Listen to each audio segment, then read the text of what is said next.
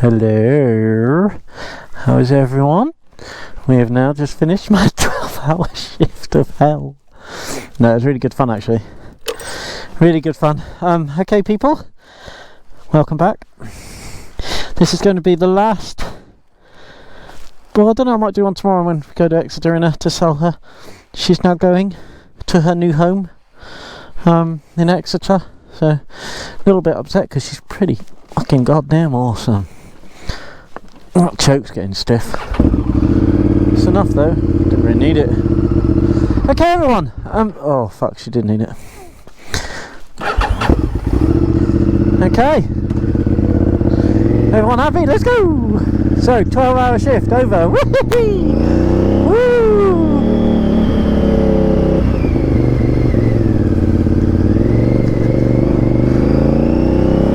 Yeah, I'm a money and I'm a need. She ain't nothing but a gold digger.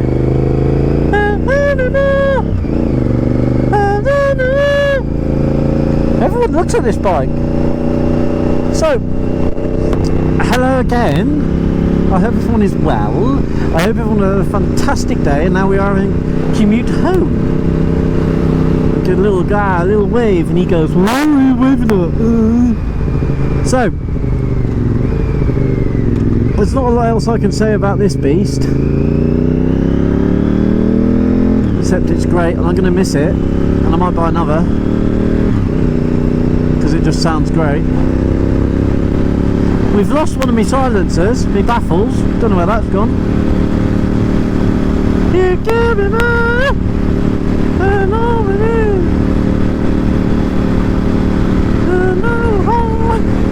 okay, so today I thought I might talk to you about riding a bike. Now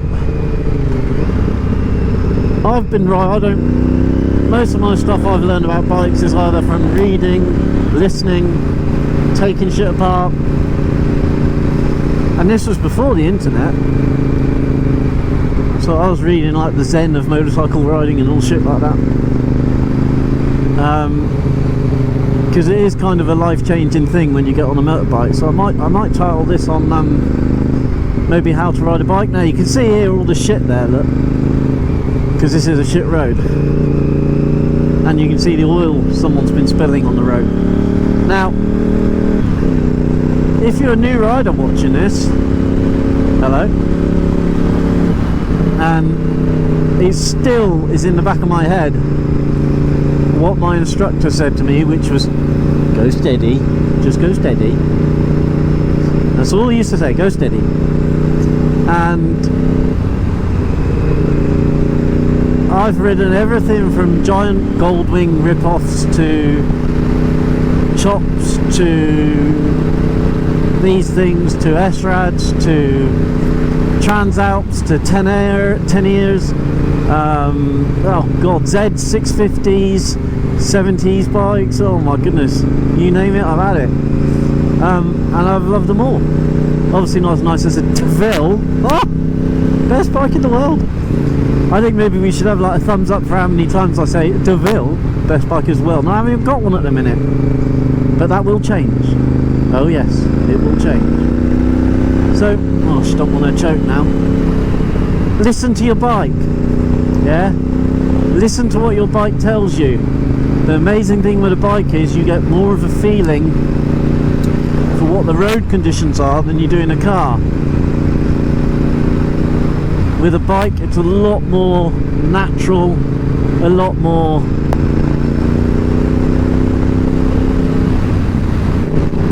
easier to actually feel what the road is and what the conditions are like. Always ride to the conditions. These are a couple of things. So go steady.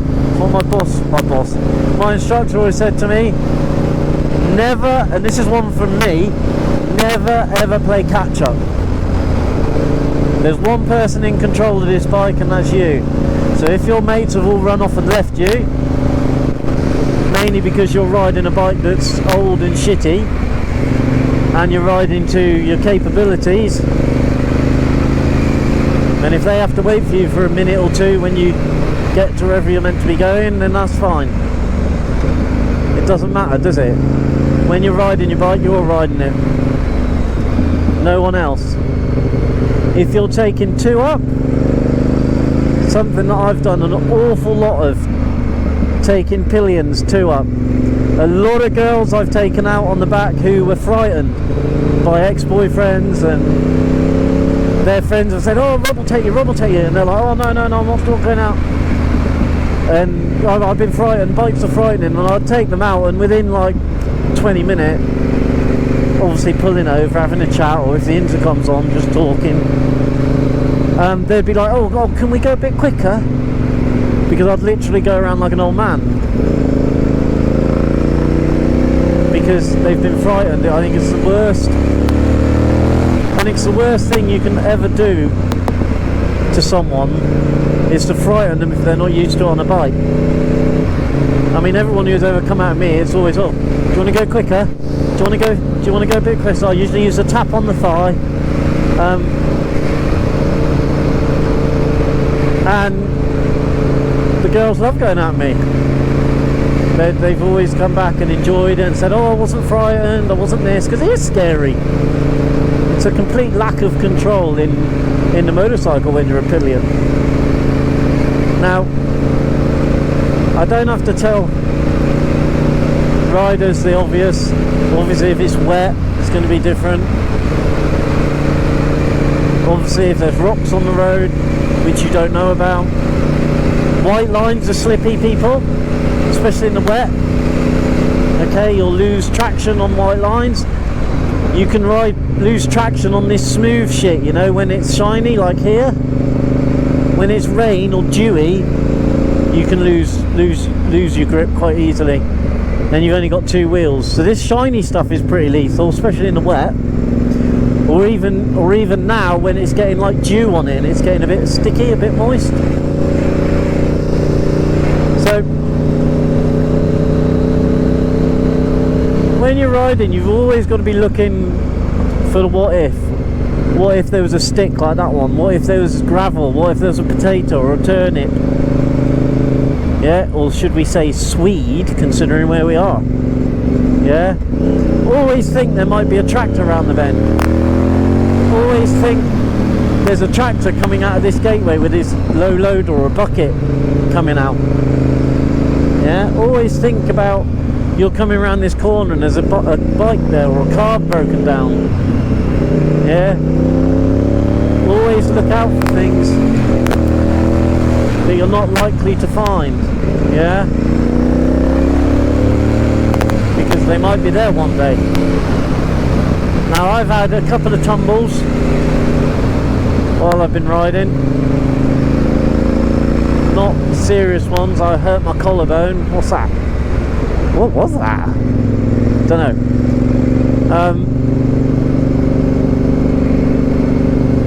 Wow, KA race car. I've had a couple of tumbles, I was saying. Okay, back brake as you come up.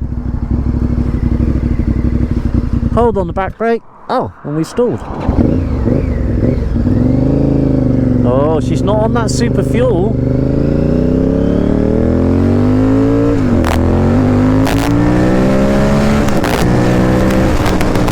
So, bop. Enjoy your riding.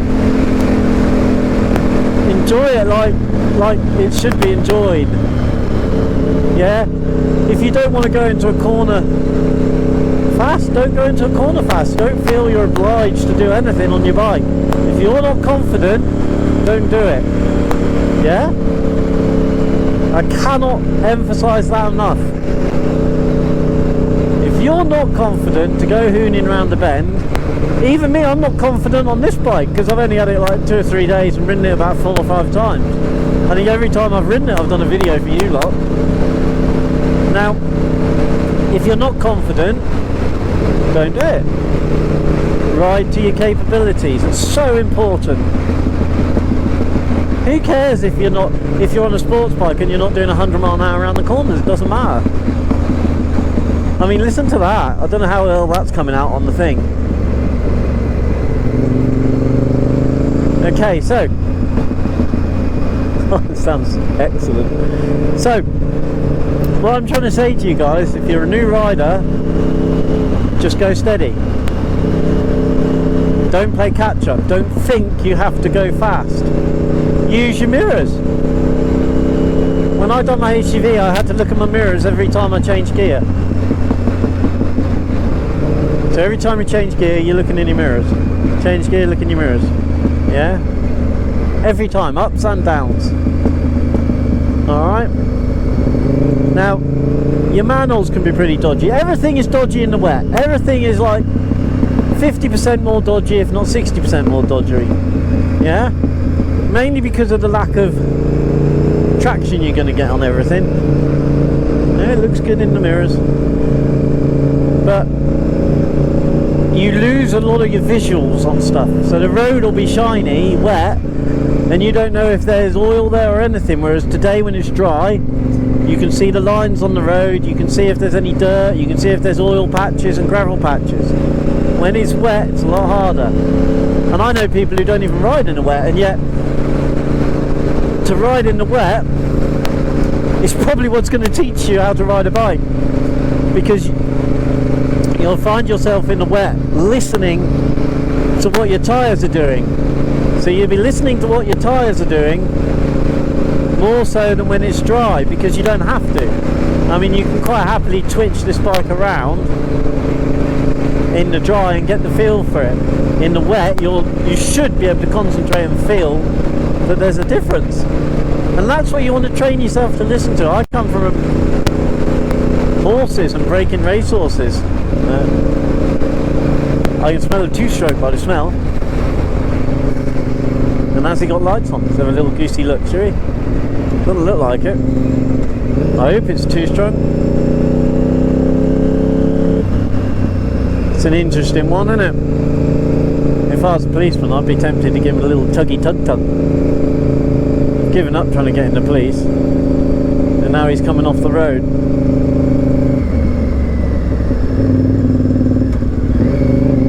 I'd give him a tug anyway, because let's see if he stops. Yeah, he's probably going to turn around and come back on the road. Strange, isn't it? Woo! That's another one. Tell me what that guy was doing wrong. Oh yes, I hear you say. You didn't have the right gear. Never go out without your gear on. Yeah? I've got Heingerlich boots on, adventure boots. I've got Frank Thomas leggings on over my work trousers underneath. I've got a, what am I on today? Spada winter jacket. It's got 3 or 4 lines in it, linings. It's waterproof, believe it or not, like really waterproof. I'm quite amazed with it. I've been out in some really shitty weather, and it's the only places I get wet are on my cuffs. You've got to wear your gear. One of my sayings is sweat, that I've heard, I don't know if it's mine, sweat's cheaper than skin. Alright, you've only got to look at the gravel rash on people. And I've come off, both the times I've come off, I've had all my gear on. I broke my collarbone on one. I've had all my gear on, and I've never had any gravel rash. I had an interesting burn. It went through my Kevlar jeans, and the Kevlar was still there, the yellow Kevlar underneath. But I had a burn right down my leg. It was very strange. I was sat there with ice cubes on it for hours on end because it just burned like you wouldn't believe. Gloves. Yeah, always wear your gloves. Now, helmet wise, I got told an interesting story about a guy who slit his throat and bled to death in front of him when they were kids because he went over a bonnet.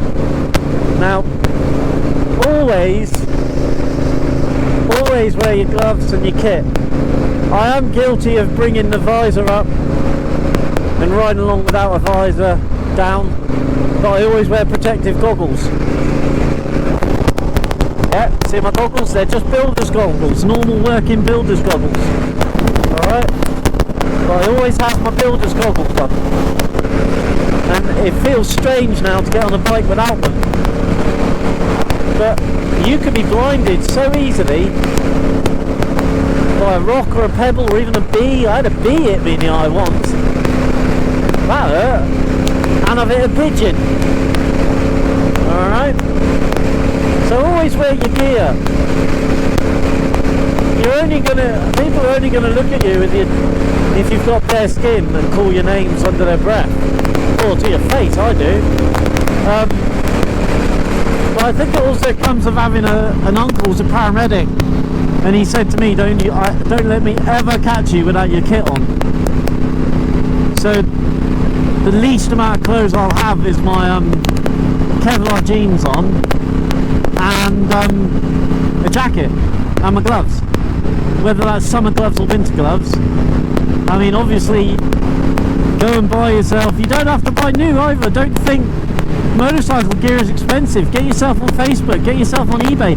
This was from eBay, brand new, but the zips had gone on the cuffs, so I stitched them up. So I done them up and then stitched them. So it's no biggie to get gear. Alright, so don't think, oh, I can't get into motorcycling because it's expensive. You don't need it. Plus, it's kind of difficult to get gear to fit you sometimes. So go and buy stuff, or I shouldn't really say this, or go into the motorcycle shops and try on all their new shit and go, oh yeah, look, that fits me, I'm size whatever. Make a mental note of what fits you, and then go and try and find the exact same thing.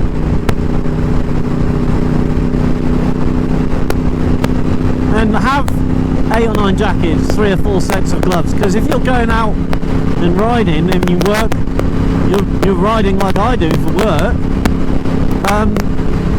as in to work, then you've got to have the gear. It's just like having the right tools. What's going on up here? Oh, just some cars. So always buy loads of kit.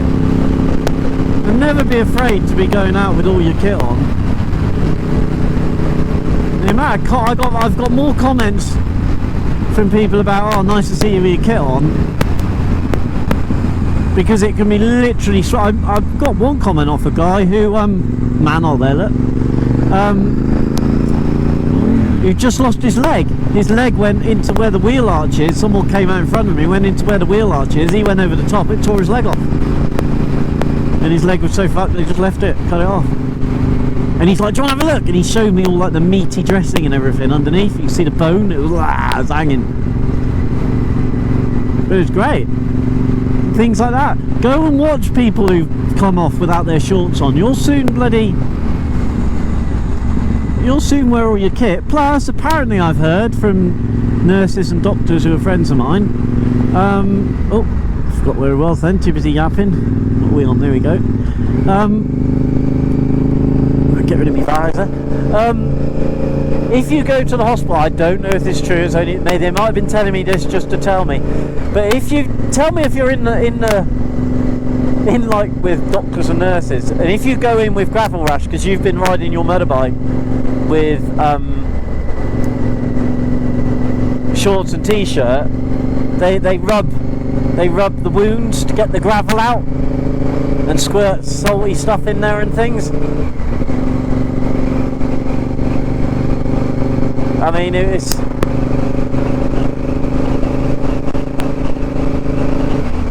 something I've heard. I don't know if it's true, but that helped as a deterrent for riding with shorts and a t-shirt. My goodness. Oh, I have got my phone. Look at the mist. Winter's definitely coming. Like I said to you, you can get that misty film on the road. Yeah, I can already feel the road's different than the last sort of week, 2 days.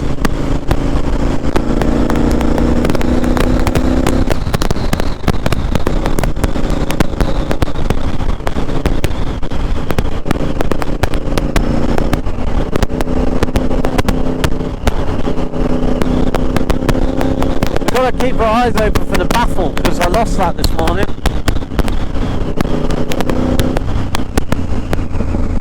No. Oh, my knees!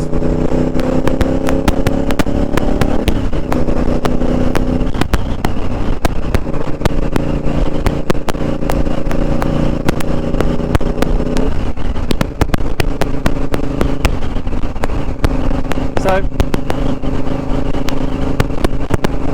and use your highway code, you know. Learn your lines. The reason why they've got lines with double whites is because it's not safe to overtake. Alright? Use your brains. And don't take risks, you know? Don't take risks. You're very vulnerable. You don't have any class around you. You don't have anything around you to protect you. It does mean you're not going to get trapped in a vehicle. Okay? So there is a pro there of not having a car around you to protect you. It does mean also that you can't get trapped in your car. Alright? You're never going to get trapped in a motorbike, really. Alright?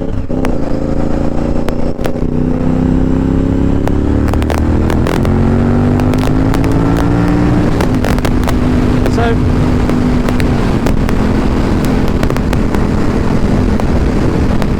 what else can I tell you how to ride? If you don't like a bike and you don't feel confident on it, get shot, move on. Yeah? Don't be afraid.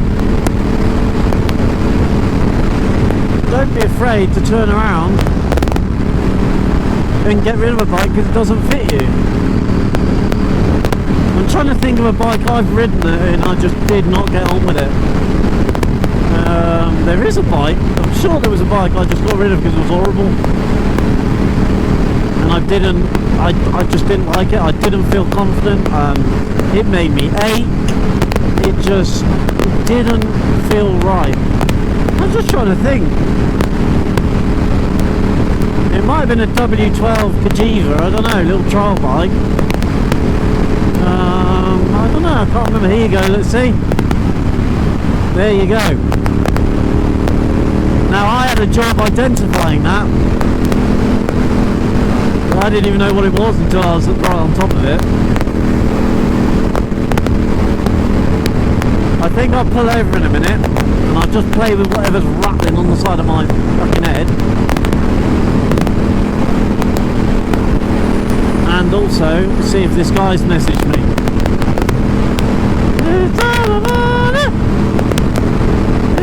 My knees. She ain't running with no broke nigga.